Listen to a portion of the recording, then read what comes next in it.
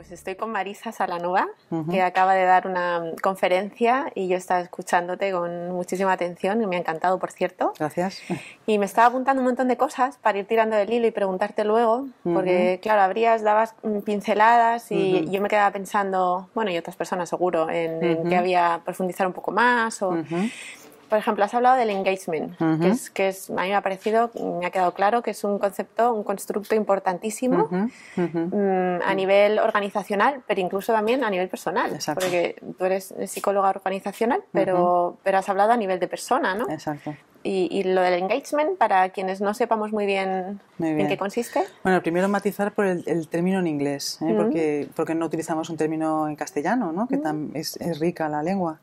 Y bueno, pues eso fue lo primero que hicimos, a ver, entonces estuvimos viendo, porque se relaciona con la entrega en el trabajo, con la pasión por la que hacemos las cosas, el compromiso con lo que haces. Entonces es un compendio de todo esto, pero no es eso solo, sino que es algo más. Todo eso junto. Todo eso junto, exacto, así como revuelto. Y luego pues también conecta con uno de los indicadores de felicidad más importantes, que es esa felicidad más de tipo eudaimónico, ¿no? La eudaimonía aristotélica, que tiene que ver con el trascender de uno mismo, el ir más allá, la vocación de servicio, de hacer las cosas encontrando cuáles son tus fortalezas, utilizando todo tipo de gratificaciones para también conservarlas y desarrollarlas, pero también ponerlas al servicio de los demás. Sí que felicidad. Es lo que realmente te da la auténtica felicidad. La buena, ¿no? Un poco la profunda, con sentido, no solo el placer inmediato, ¿no? Exacto. Que se llama la hedónica, que también está bien, las emociones positivas, o por ejemplo dentro del engagement hay una emoción positiva fundamental que es el entusiasmo, ¿no? El entusiasmo son las ganas con las que hacer las cosas. La energía. Exactamente. ¿No? Esa energía positiva. Es como una tarta con muchos trocitos, ¿no? Con muchos ingredientes. Y hablábamos antes de empezar a grabar de lo importante que es tener un jefe, ¿no? Que promueva que existan, que los empleados estén con engagement, ¿no? Y decíamos, si todo el mundo sabe o parece que por lo menos a nivel teórico está claro cuál es el jefe ideal, ¿por qué no ponen en práctica todas las empresas este tipo de liderazgo? Fíjate, yo esa reflexión me la hice, ¿no? hace un tiempo. Y bueno, una de las conclusiones que llegué es que también parte es nuestra responsabilidad como investigadores. Es decir, nosotros hacemos investigaciones en la universidad o en centros de investigación y luego publicamos esos resultados en revistas científicas que leen nuestros colegas. Sí. Entonces, un poco pues es como un poco endémico, ¿no? En ese sentido. Entonces me hice la pregunta, bueno, ¿y esto por qué no lo conocen? Claro, no lo leen. O sea, los directores de recursos humanos, los CEOs en las empresas, las personas en su no trabajo. leen literatura científica. Exactamente. Entonces, de ahí fue también un poco la idea de hacer más divulgación científica, en conferencias, con redes sociales o incluso escribir artículos de divulgación científica con un lenguaje que no accesible para todos, ¿no? Que lo entiendan todos. Entonces, por una parte, yo creo que es importante dar más información para que llegue, porque claro, si yo no sé que esto es tan importante, no lo voy a poder utilizar en mi organización. Y luego también es cierto que en muchas organizaciones pues tenemos un poco también la tendencia de mantenernos con las conductas y las prácticas que hacemos habitual, en nuestra zona de confort. Entonces, todo lo que suponen cambios supone salir de la zona de confort y supone de crear nuevos hábitos, y eso pues también cuesta, ¿no? Pero bueno, por otra parte, tengo también la experiencia positiva, que a lo mejor no con un porcentaje que nos gustaría a todos, pero sí que es verdad que algunas organizaciones sí que hacen, vaya, yo quiero probar de esto, y cuando prueban, siguen. Les gusta. Vale, porque no es que no haya, o sea, ningún jefe, quiero decir, hay personas que a lo mejor sienten que hacen lo que pueden hacer y ya está, ellos son así, no esto que oímos, bueno, yo soy así y no sé hacerlo de otra manera, no puedo hacerlo de otra manera. Esto tú no estás de acuerdo con ello, ¿no? Yo, en absoluto. Eso es mantenerte en tu zona de confort. Es un poco, pues, bueno, un poco ir de víctima, como soy así y no puedo cambiar, pues no está dentro de mi zona de influencia el empezar a hacer cambios, ¿no? Y bueno, eso o justificarte, ¿no? Claro. Soy así y es lo que hay. Exacto. Y entonces a lo mejor hay que hacer un esfuerzo por crecer y conocer algo que no está en tu zona de confort, pero que es lo adecuado. Claro. ¿No? Y que luego eso no solamente tiene consecuencias positivas para los demás, porque claro, todos los cambios que favorecen el crecimiento personal también favorecen el crecimiento de los demás, de alguna manera, ¿no? Digamos que nos influencia, sino que también para uno mismo. esa satisfacción de hacer las cosas bien, de hacer el trabajo que realmente conecta con tus valores, con tus creencias, con tus fortalezas. Bueno, no es eso lo que te da felicidad, al fin y al cabo. Por supuesto. Es la idea. Y entonces tenemos al jefe ideal, entre comillas, y ¿qué tiene que hacer, qué medidas tiene que promover en la empresa para que eso se contagie y que los trabajadores estén bien? Hemos coincidido también varios ponentes en el Congreso que la importancia de trabajar y de focalizarnos sobre los líderes mandos intermedios, esa formación que necesitan, porque también es verdad que no todos ellos conocen sobre esto y también tienen unas maneras de actuar que han visto como modelos a sus jefes cuando ellos no lo eran. Tradicionales, ¿no? Exacto. Sí. Entonces es importante ese reciclaje, esa formación para ver nuevas maneras, ¿no? nuevas formas de hacer, crear nuevos hábitos. Entonces primero y fundamental formación. Seguir con la de arriba a abajo, crees primero el jefe, ¿no? Si desde arriba no se promueve este tipo de medidas, es imposible llevarlas a cabo. Fíjate que se produce lo que se llama el efecto cascada. Tú actúas desde arriba y en cascada también vas todo va calando, influyendo, ¿no? hacia abajo. Sí, es mucho más sencillo que ir de manera individual, al revés, ¿no? Con los hay techos ahí o hay barreras. Exacto. Pero bueno, para todo esto, aunque la formación es fundamental, es muy importante la autenticidad. Es decir, lo que no se pueden hacer estas cosas es por moda, porque los otros lo hacen, esto de lo positivo funciona, y entonces te lo digo porque a veces en redes sociales me dicen, sí, pero bueno, muy bien, pero yo tengo un jefe que dice que está prohibido utilizar la palabra problema en la empresa, pero luego es de aquellos que cuando haces algo mal te lo recalca y encima en público... Que es un problema con patas, ¿no? Exactamente. Entonces, claro, ese tipo de conductas incluso genera más negatividad, ¿no? Porque es esa ambivalencia. Claro, lo vives como algo que no es genuino y sientes que te están vendiendo un poco la moto, ¿no? Exactamente. Vale, o sea, que un jefe que esté formado, que sepa un poco el camino por donde tirar y ¿qué más cosas se puede hacer? Yo creo que en esa formación tiene que ver mucho la experiencia, el realmente el probar, porque sí, te pueden decir que esto funciona bien, que esto es así, que está aprobado por la investigación y tal, pero es como cuando sale una píldora nueva que funciona bien para la jaqueca, hasta que uno no la prueba y dice, realmente sí, eso me vale a mí, de cabeza. Sí. Qué bien, entonces la voy a comprar. Es muy interesante el empezar a introducir pequeñas píldoras o pequeñas prácticas en las organizaciones. Poquito a poco. Porque, fíjate, todas las intervenciones en psicología positiva tienen la característica de ser pequeñas intervenciones que tienen grandes efectos. Y eso es muy interesante, porque podemos pensar, es que hay que cambiar todo el sistema de la organización. No. Claro, es simplemente el empezar a utilizar determinadas prácticas y empezar a generarla como rutina.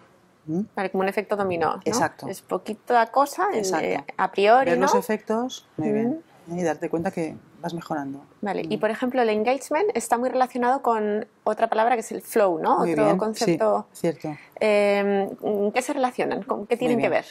En este constructo que decíamos de engagement hay como tres patas, ¿no? Tres dimensiones. Una es la energía. Cuando uno está engaged, una persona, cuando siente altos niveles de energía, tiene ganas de hacer cosas, tiene entusiasmo, se levanta por la mañana y quiere empezar ya a escribir ese libro, a ir a la oficina, a trabajar con sus clientes. ¿Vale? Qué bien, eso es lo ideal, eso es fantástico. Claro, esas ganas es lo que te mueve a poner todos los mecanismos para la acción. Luego también tenemos esas emociones positivas, ese orgullo por lo que uno hace, el sentido del trabajo, realmente trabajo para algo en concreto, no solamente para ganar dinero, que también, pero bueno, no es lo fundamental, hay algo más. Y luego tenemos la dimensión más cognitiva, que hablamos de absorción, esa sensación de que cuando estás haciendo una tarea que realmente estás disfrutando y te gusta lo que haces, el tiempo pasa volando, ¿no? Miras el reloj y dices, no puede ser que haya pasado una hora, porque sí, estás tan bien, tan a gusto, ¿no? Que se te pasa volando. Eso es flow, eso es cuando flow. Consigues llegar a un estado de flow. Exactamente. Y eso se puede lograr en el trabajo. Por supuesto. De hecho, hay Mihaly Csikszentmihalyi, que es un poco pues, el padre, ¿no? de este concepto de flow. Él empezó a estudiarlo y encontró rápidamente un efecto que llamó la paradoja del trabajo. Porque la gente piensa que esas experiencias, esas peak experiences, esas experiencias extremadamente disfrutadas ocurren cuando uno está haciendo sus hobbies, o estando con su familia, o con sus amigos. Sí, que es lo lógico, ¿no? Pensar que consigas esto cuando estás haciendo algo que te encanta, una actividad que te apasiona. Exacto. Pero eso no piensa que eso en el trabajo no se va a dar, porque el trabajo tú vas de manera obligatoria, no te gusta. Recordemos que trabajo viene etimológicamente no, de tripalium, ¿no? Tripalium, viene del latín tripalium, que significaba, era un instrumento de tortura para los esclavos. Entonces, claro, tiene esas connotaciones. A algo positivo, ¿no? Exacto. Entonces, ¿qué hace? frente a esa hipótesis de decir, no, vamos a encontrar más experiencias de flow fuera del trabajo que dentro, hacer un estudio con trabajadores, no trabajadores, estudiantes, desempleados, y encuentran que donde más frecuencia de experiencias de flow ocurren es en el trabajo. Bueno, increíble. Es genial. Exactamente. Y es lo que deberían perseguir todas las empresas, ¿no? Exacto. El engagement de los empleados y los empleados que sientan ese estado de que el tiempo pasa volando porque están haciendo algo que les llena completamente. Y Maris, igual te pongo en un aprieto, pero ¿qué nos puedes dejar a Sanitas? Porque como empresa que se dedica a la salud y no solo al bienestar físico, sino también la salud emocional, ¿no? Este concepto de salud general más allá de lo físico, porque decías antes, con medidas poco complejas, no demasiado sofisticadas, los efectos en las organizaciones, en los grupos, en las empresas, pueden ser maravillosos, ¿no? Entonces, ¿tú podrías resumirnos 3, 4 cositas que cualquiera que nos esté escuchando pueda implementar porque tenga un equipo a su cargo, porque simplemente con los compañeros, o sea, un líder que se esté replanteando un poco su forma de hacer su trabajo? Muy bien. ¿Qué les podrías decir a esas personas? Muy bien. Por lo que me has comentado voy a dividirlo en 2 partes, pero que tienen que ver con lo mismo. Primero, ¿qué puede hacer una persona como líder dentro de un grupo para, digamos, pues empezar a ver los efectos positivos, ¿no?, de todo esto? Y lo primero que tiene que hacer es pensar. Algo me has dicho muy básico. Poco, ¿no? Me has dicho muy Para y piensa. Sí, me has dicho básico y es básico. Reflexionar sobre cómo te gusta que te traten a ti las personas. Ese es un ejercicio estupendo, claro, efectivamente. Vale. Entonces, como me gusta que me traten a mí, voy a tratar a los demás. Entonces, con esos ejemplos, vale. Entonces, ¿qué puedo hacer para tratar así, como me gusta que me traten, a los demás? Es como un ejemplo que uno, si de verdad quiere y cree que puede, lo puede hacer. Algo muy básico, muy básico. Luego, por ejemplo, hay herramientas más sofisticadas. No puedo decir, bueno, por ejemplo, ¿qué puedes aportar tú a los demás? Obviamente tus fortalezas.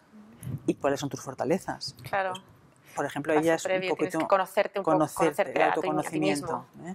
Y por ejemplo, yo sí que recomiendo, hay una página en Auténtica Felicidad, de Authentic Happiness en internet, que es la página de Martin Seligman. Es un test, ¿no? Exacto.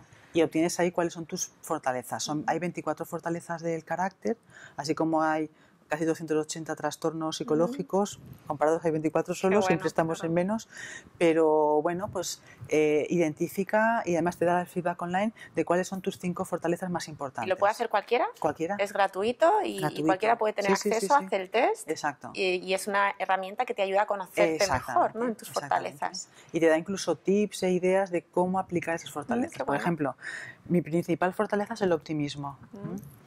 Entonces, bueno, pues también, ¿qué puedo hacer yo con el optimismo para aplicarlo día a día, en mi contexto laboral, en mi familia? Se nota que es el optimismo. De todas maneras, tengo que decirte que yo era bastante pesimista. Sí, pues, es una cuestión de practicar. También es un ejemplo viviente de esa transformación, ¿no? Sí. Además, bueno, bastante. Con lo cual es interesante porque pues digo, como no tú vives la transformación, ves que es posible.